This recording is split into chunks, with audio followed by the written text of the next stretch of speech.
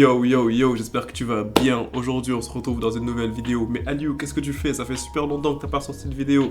Oui, je sais, genre ça fait un moment que j'ai pas fait de vidéo. Genre, je vous avais habitué à un rythme bien plus soutenu. Mais ces temps-ci, les gars, j'étais juste en période d'examen. Je suis en ingénierie, qu'est-ce que tu veux? Genre, I was getting cooked. Donc, aujourd'hui, j'en ai terminé avec ça. Et c'est vraiment le moment pour moi, genre, de recommencer à redevenir actif. Il faut tout simplement que vous retrouviez la meilleure chaîne de MMA. Donc, il y a vraiment plein de choses dont on doit parler. Genre, ces temps-ci, vous risquez de voir ma tête très souvent. Et les gars, je sais que vous kiffez mes PowerPoint. Je sais que vous kiffez mes bonnes vieilles présentations PowerPoint. Alors, aujourd'hui, je vais tout simplement vous en emmener une nouvelle. Et ouais, ma gueule.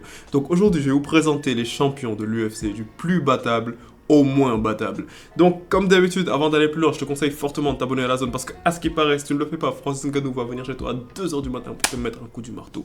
Et on va commencer tout d'abord par le champion le plus battable, en gros, genre de l'UFC à l'heure actuelle. Il s'agit bien évidemment du champion de la catégorie les bantamweight, en la personne de Merab Dvalishvili. Bon, il faut quand même que je précise que je te dis que c'est le champion le plus battable, mais ça reste quand même un champion de l'UFC, donc je suis pas en train de dire que le combattant est nul, ni quoi que ce soit, mais juste que par rapport aux autres champions, bah, il est bien plus battable que les autres dans sa catégorie respective. Donc, dans la catégorie des bantamweight, déjà, Merab, pardon, je veux dire, il faut que l'on lui donne ses fleurs avant d'aller plus loin. Merab, il est invaincu depuis 2018. C'est vraiment un combattant qui est super, qui a vraiment du cardio. C'est un combattant genre qui y va lorsqu'il est dans un combat et tout. Mais un truc qui est un petit peu dangereux par rapport à Merab, même si je sais genre que ça c'est l'une de ses forces également, c'est tout simplement le fait qu'il n'a pas la capacité de terminer un combat. Et c'est l'une des raisons vraiment majeures pour lesquelles depuis 2018, tu sais qu'il est invaincu, mais il a terminé un seul combat depuis lors. Et à l'heure actuelle, le fait qu'il y ait genre ce combattant en la personne de Umar Nurmagomedov dans la catégorie de Merab et qui le menace de récupérer sa ceinture, et on sait très bien qu'il va affronter Merab en janvier 2025, bah ça présente un très gros risque pour la carrière de Merab, parce que à l'heure actuelle dans la catégorie des bantamweight, j'ai l'impression que Umar, bah, c'est clairement le combattant le plus complet en quelque sorte. C'est vraiment le combattant qui pourrait vraiment le plus présenter un danger à Merab, d'autant plus le fait que Merab et Umar, ils sont de gabarits quasiment similaires, ils se battent de manière assez similaire. Et en plus de ça, comme Umar, il a la capacité de terminer ses combats. Alors vraiment, c'est vraiment la plus grosse inconnue qu'il y a par rapport à Merab à l'heure actuelle, c'est-à-dire son combat contre Umar. Mais personnellement, je vois Umar gagner ce combat quand même. Donc c'est cela qui fait que Merab, en ce moment, parmi les champions de l'UFC, bah, dans sa catégorie respective, c'est le champion le plus prenable à l'heure actuelle. Ensuite, il y a Belal Muhammad. Donc, Belal Muhammad, il est invaincu depuis 2019. Lui, comparé à Merab, il a eu 2 finishes depuis lors, oui. Je sais que c'est un mème, le fait que Belal, il termine personne. Genre, il y a un mème qui était drôle en mode, ouais, Belal, il n'a réussi à terminer aucun homme, il n'a réussi à terminer aucune femme. On va pas trop entrer dans les détails, mais... Donc, Belal, depuis 2019, il n'a pas terminé... Genre, il a terminé 2 combats, je veux dire. Et c'est le champion de la catégorie des welterweight à l'heure actuelle depuis qu'il a battu Leon Edwards en juillet, si je me souviens bien, dernier. Et le truc, c'est que Belal, à l'heure actuelle, il est vraiment super complet. Et je pense que, à l'heure actuelle, si on regarde bien, je sais que c'est le 7e, genre, c'est-à-dire que c'est le 2e combattant le plus prenable, genre le 2e champion le plus prenable, je veux dire. Mais quand tu regardes comparé à sa division, c'est difficile quand même de voir quelqu'un, genre, de manière flagrante le battre. De base, on aurait dit Shavkat, et c'est pour ça que je l'ai mis à côté. Parce que, déjà, c'est le prochain combattant qui va affronter Belal normalement. Je sais pas pourquoi je fais que confondre Merab Belal, je fais que dire leur nom. Peut-être que, j'espère que je me suis pas trompé plus tôt en vidéo, mais de toute façon, même si je me suis trompé plus tôt, t'as capté de quoi je t'ai parler.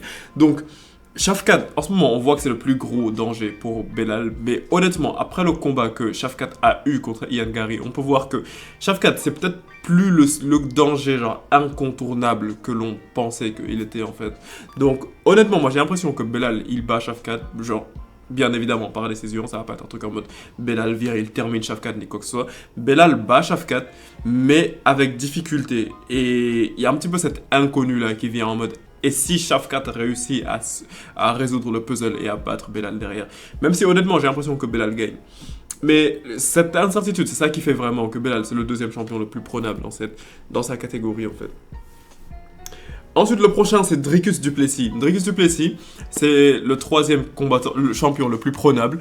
Lui, il est invaincu à l'UFC. Genre, ça, c'est vraiment un truc qui est important à remettre en contexte parce que quand même, il a eu un run de fou si on fait un petit peu attention. Il a battu Robert Whittaker par KO, ensuite il a battu Sean Strickland par décision, après il a battu Israel Adesanya par soumission. Donc c'est-à-dire il a battu 3 anciens champions, genre back to back, genre d'affilée, tu vois. Et ça c'est vraiment quelque chose de super intéressant.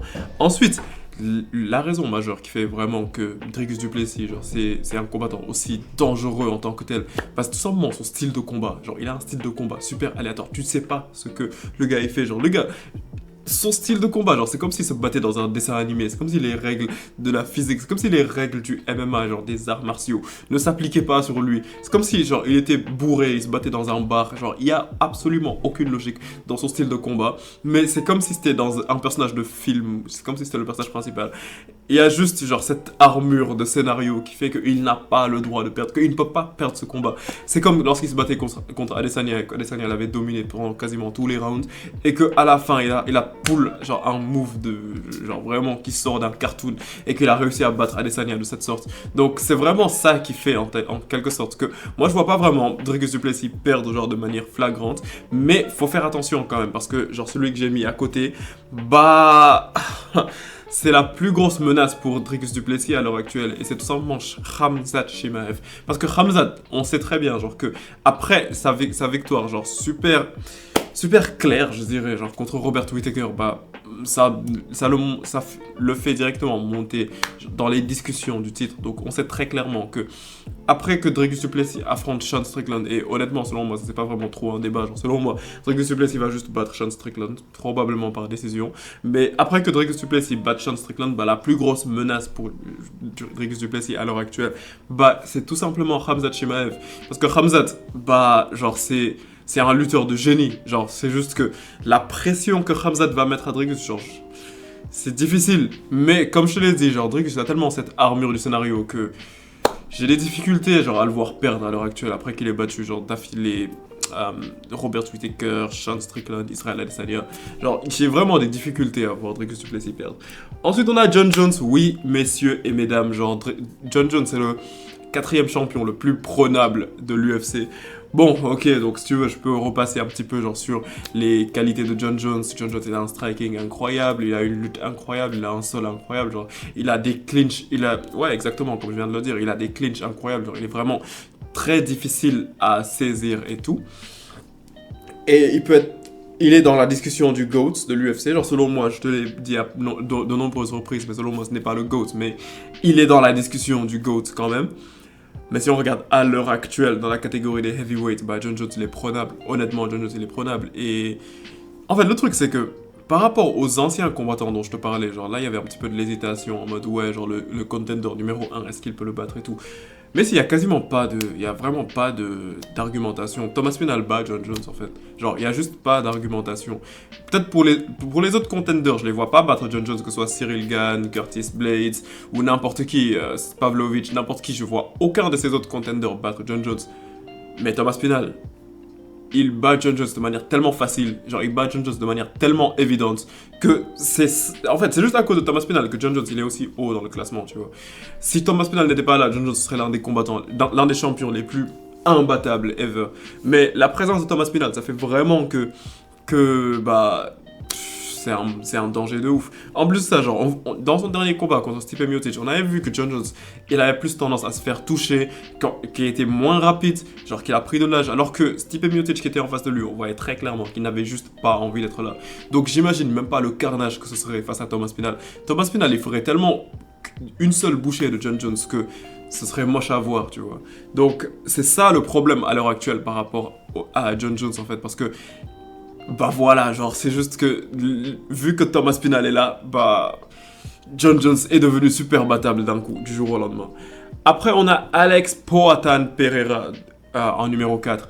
Tu vas peut-être te dire qu'il est assez loin, mais moi je me dis que c'est à cause d'une personne encore, comme précédemment. Poatan, déjà je vais te parler genre de ses qualités bien évidemment. Poatan, argumentablement, il est le combattant de l'année 2024, ça on va pas se mentir, parce qu'il a pris 3 combats d'affilée, et il a mis que des KO. Genre, d'abord, il avait battu qui? Il avait battu Jamal Hill, ensuite il a battu comment dire, Iri Prohaska, ensuite il a battu Khalil Rountree Jr. Il les a enchaînés d'un coup comme ça. En un an, il a pris ces 3 combats, il a mis que des KO. Donc ça, c'est vraiment quelque chose de légendaire.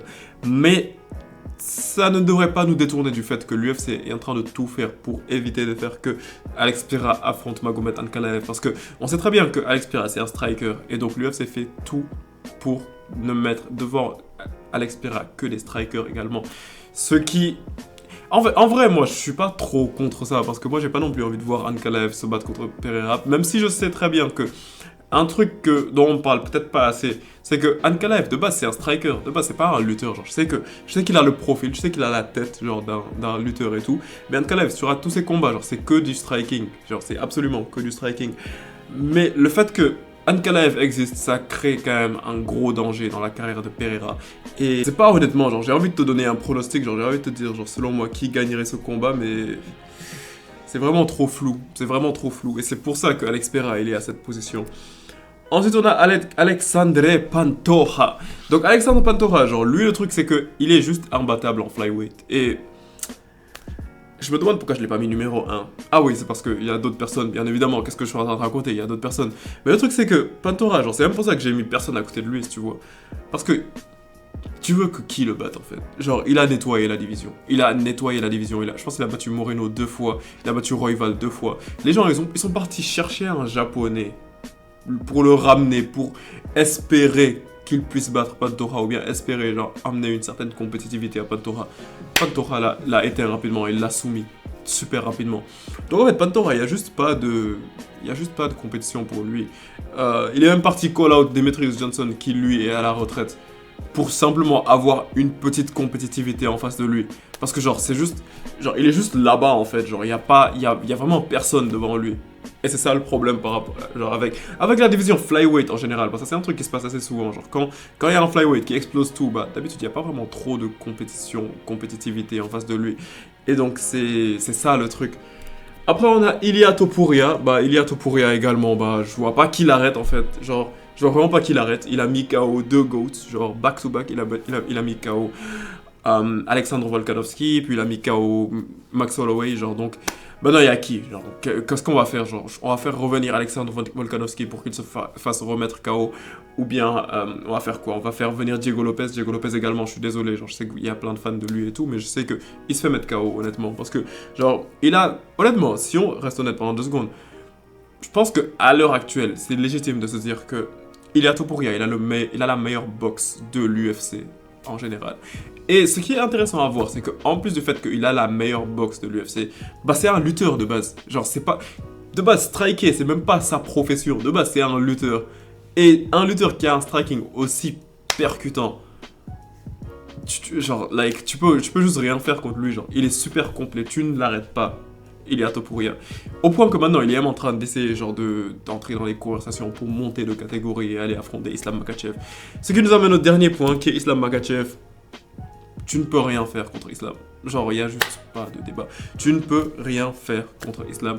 Dans quelques jours, il va se battre contre Arman Tsarukyan, parce qu'il y a des gens qui se disent « Ouais, Islam, la seule personne qui l'avait mis en danger, c'était Arman Tsarukyan. » C'est bon les gars, genre Islam va terminer Arman, genre c'est une surprise pour personne, like at this point. Islam il a... Comment ma voix s'est cassée, ça m'a tué. Genre Islam il a battu les meilleurs combattants par une fois, il a battu Volkanovski 2 fois, dont une fois par KO. Il a soumis Charles Oliveira, il a soumis Dustin Poirier, genre... Qu'est-ce que tu veux de Islam? Genre qu'est-ce que tu attends d'Islam? Maintenant il doit faire quoi? Il doit affronter qui? Justin Gaethje? Après avoir battu Arman Tsarukyan, tu veux quoi d'autre? Le truc, en plus, l'un des problèmes qu'il a, c'est tout simplement genre qu'il n'arrive pas à monter de catégorie, parce que bah, en ce moment il y a Belal qui le bloque, tu vois, parce que Islam il veut pas se battre contre Belal, parce que Belal techniquement c'est son pote, ils s'entraînent ensemble et tout, donc il veut pas monter de catégorie, donc j'imagine que là il va battre Arman Tsarukyan. Sûrement il va accueillir genre Ilia Topuria, et là on aura un combat genre qui mérite, qui méritera d'être... Genre qui méritera la conversation, je veux dire. Et ouais, donc On a vraiment un Khabib Prime, genre un Khabib qui sait striker, qui lutte de fou, genre qui a une pression de fou, et voilà. Il y a personne qui bat Islam, genre c'est juste ça. Conclusion de la vidéo, tu ne peux pas battre Islam. Mais bon, plus sérieusement, genre dis-moi ce que tu penses de ce classement. Est-ce qu'il y a des combattants que j'ai classés trop haut, il y a des combattants que j'ai classés trop bas. Juste dis-moi ce que tu en penses, et comme d'habitude on se capte bientôt pour une prochaine vidéo. Et j'ai failli oublier de te le dire, mais si ce genre de vidéo te plaise, n'hésite pas à t'abonner à la zone et à lâcher un pouce bleu, genre ça donne toujours de la force. Et ouais, on se capte bientôt pour une prochaine vidéo. Peace out.